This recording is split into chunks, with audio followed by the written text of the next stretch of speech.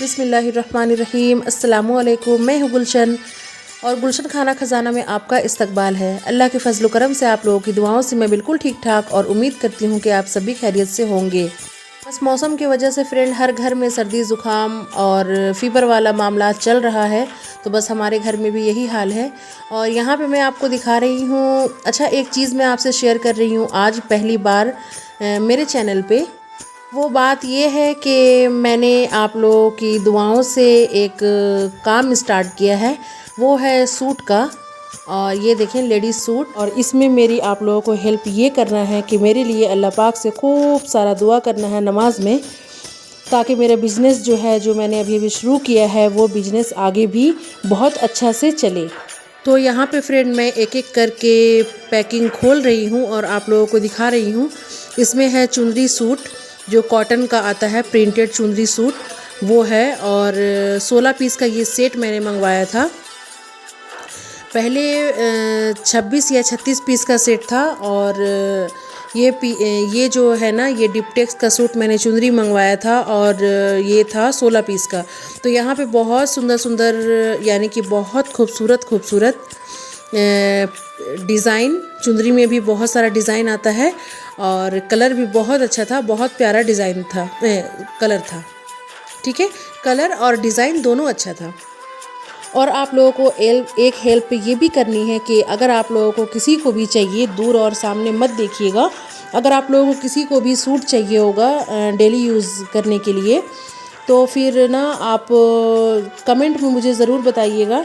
और वो चार्जेस जो मुनासिब रेट है वो मैं लेती हूँ, बहुत ज़्यादा नहीं लेती हूँ। किसी किसी का प्राइस आप देखेंगे कि बहुत ज़्यादा ही रहता है, लेकिन मैं वैसा कुछ नहीं रख रही हूँ, क्योंकि मेरा दुकान नहीं है जो मैं लाइट और एसी, कूलर या फिर स्टाफ का खर्च निकालूंगी, इसलिए मैं बहुत मुनासिब रेट रखती हूँ। तो आप लोगों को ज़रूर परचेज़ करना है, कमेंट करके कुछ भी आप पूछ सकते हैं। और यहाँ पे फ्रेंड मेरी नानी सास आई हुई थी, मैंने आपको कल वाली वीडियो में बताया है। और यहाँ पे हम लोग निकल गए थे नानी को छोड़ने के लिए उनका घर। तो अच्छा, एक खालू ससुर भी आए हुए हैं। तो जैसा कि आप लोगों को मैंने पहले ही बताया है कि शादी था किसी रिश्तेदार के यहाँ, जिसके वजह से खालू और नानी आए थे। तो फिर जितना दिन हमारे पास रहना था, हम लोगों को रखना था, हमने रखा। अब नानी रहने के लिए तैयार नहीं है, तो जाहिर सी बात है कि उनको भी अपना घर जाना था और खालू को भी अपना घर जाना था। उनकी भी जो पोता पोती है वो सब बहुत ज़्यादा मिस कर रहे थे। बच्चे खालू से बहुत ज़्यादा अटैच रहते हैं, जिसके वजह से खालू भी चैन से नहीं थे। नहीं, मेरा पोता पोती बहुत मुझे याद कर रहा है, इसलिए मुझे जाना है। ये देखें खालू, और ये इतना ज़्यादा रोशनी था, मतलब कि उल्टा साइड खड़े थे खालू कि उनका चेहरा अभी दिख ही नहीं रहा है। और कौनैन आ गया कैमरा के सामने। तो यहाँ देखिए, अच्छा हम लोग ना रांची से सुबह सुबह ही निकल गए थे, जिसकी वजह से नाश्ता हम लोगों ने नहीं किया था। और खाली पेट के होने की वजह से बहुत ज़्यादा मतलब कि चक्कर आ रहा था, तबीयत ठीक नहीं लग रहा था। गाड़ी में ऐसे भी मैं आधा मर जाती हूँ, ये समझिए, बहुत ज़्यादा सुस्त हो जाती हूँ मैं बहुत ही ज़्यादा। तो हस्बैंड बोले चलो फ्रेश हो जाओ और फ्रेश होके कुछ खा पी लो ताकि अच्छा लगे। तो टाटा रोड में, रांची से टाटा रोड जो हम लोग जाते हैं ना, वहाँ पे एक ढाबा है। तो बस वहाँ पे हम लोग हल्का फुल्का सा इडली वगैरह ये सब खा ही रहे थे। तो खालू भी यहाँ पे है, हस्बैंड भी है, नानी भी है। तो नानी का मैंने वीडियो नहीं लिया, ये देखें उनका प्लेट। और कौनैन है। अच्छा, हम लोगों को जाना था उड़ीसा।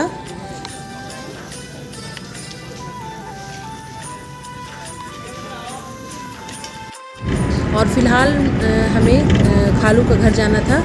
उससे पहले होल्डिंग तो खालू के घर में ही था, जैतगढ़ में, लेकिन उससे पहले नानी को हमें छोड़ना है। नानी को कहाँ छोड़ना है तो मैं आपको बता रही हूँ, नानी को छोड़ना है जमशेदपुर में, नानी का घर।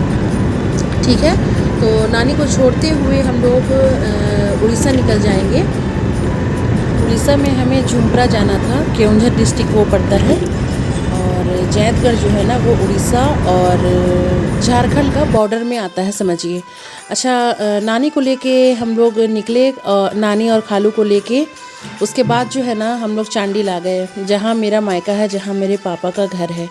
तो वहाँ पे रेलवे क्रॉसिंग के पास हम लोग खड़े थे बहुत देर। उसके बाद ट्रेन जब क्रॉस कर गई ना, उसके बाद ही हम लोगों को आने के लिए मिला।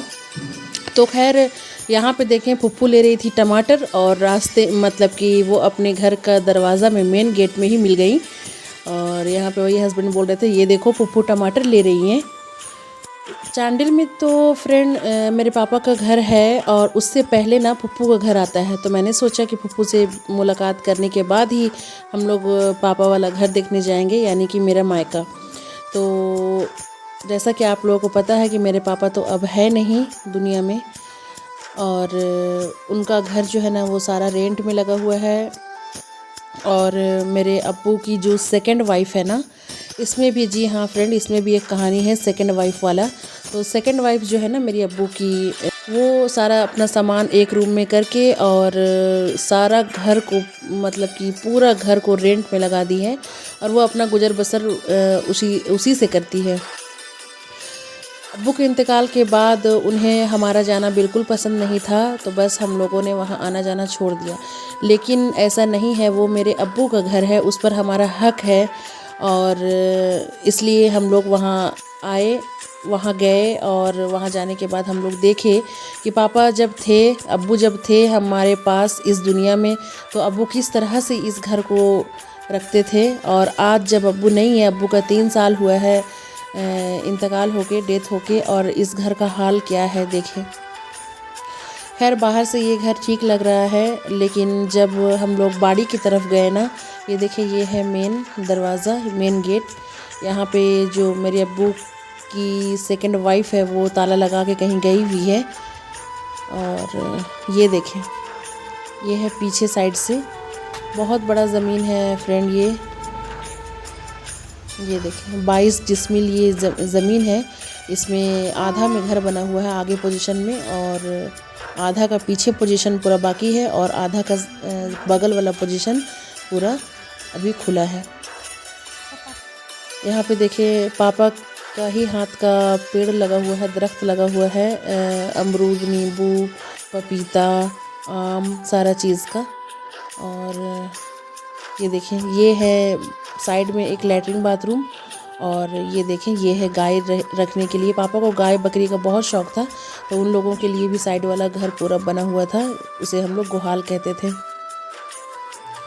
तो उन सब में भी उन्होंने रेंट इस वक्त लगा दिया है, क्योंकि उन्हें पैसे का बहुत ज़्यादा ज़रूरत था इस वक्त, और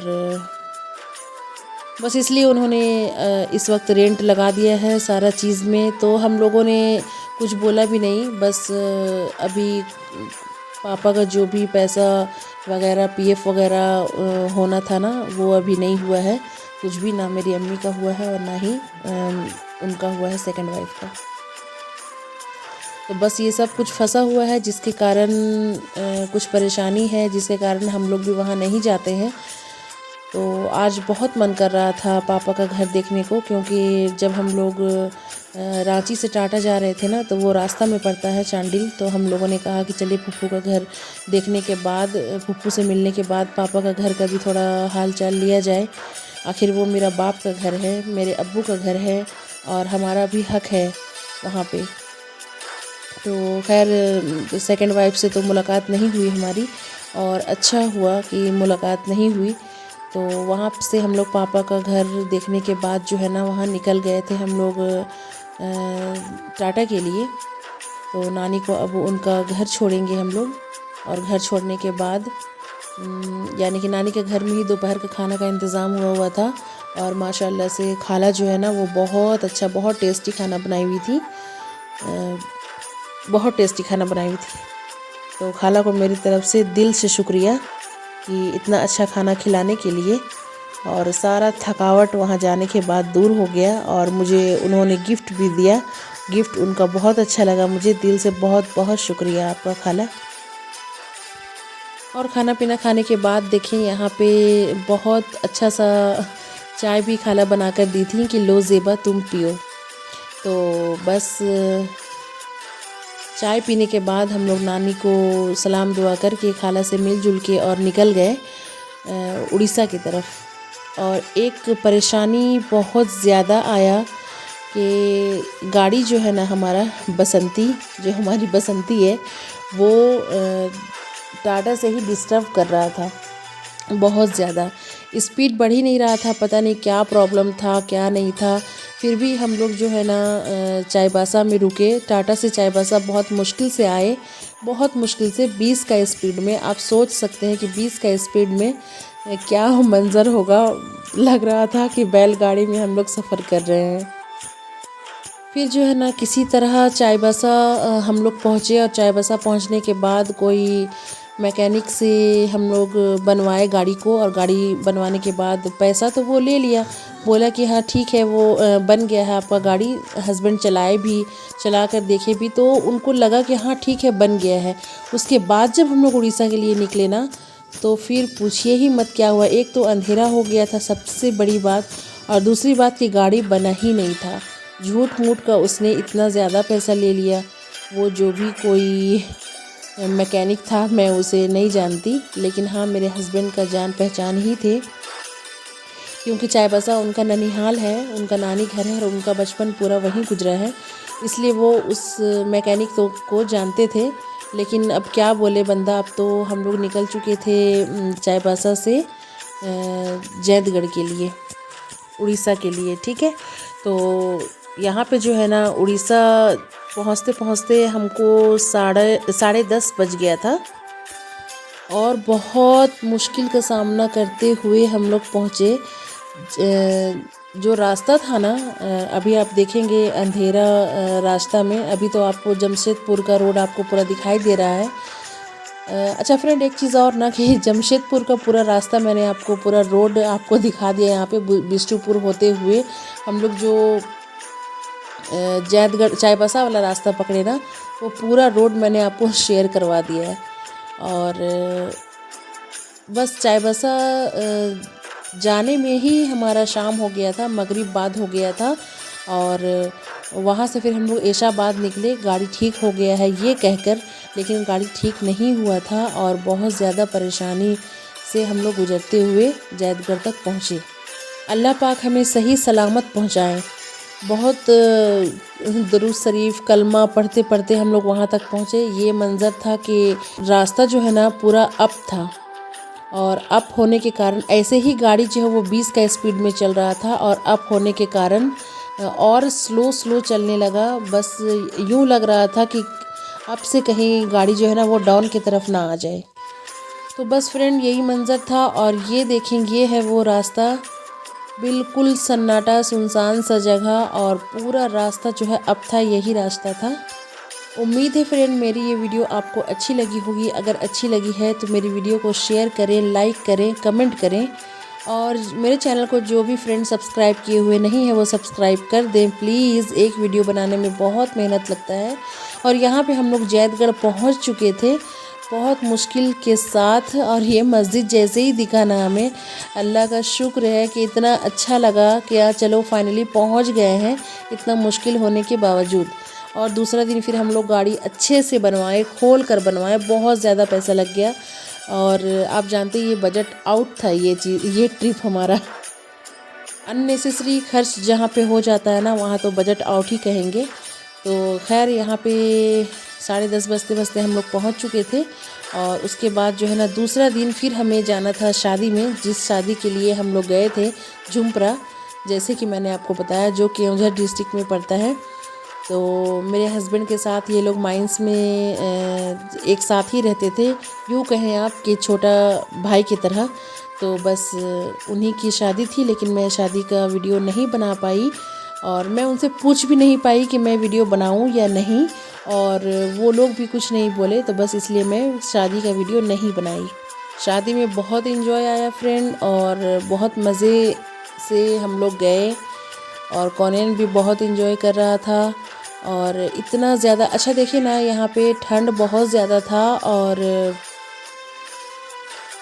कुहासा इतना ज़्यादा था ना कि आगे का रोड नहीं दिख रहा था। अभी आप आगे चल के देखेंगे कि कुहासा बहुत ज़्यादा था, ये देखें। और ये टाइम हो रहा था 7:30 का, यानी कि 7:30, और कुहासा देखिए, आगे का रोड कुछ नज़र ही नहीं आ रहा था। मैंने आपका बहुत टाइम ले लिया फ्रेंड, अब मुझे इजाज़त दीजिए, फिर मिलूँगी नेक्स्ट वीडियो में। तब तक के लिए अल्लाह हाफिज़।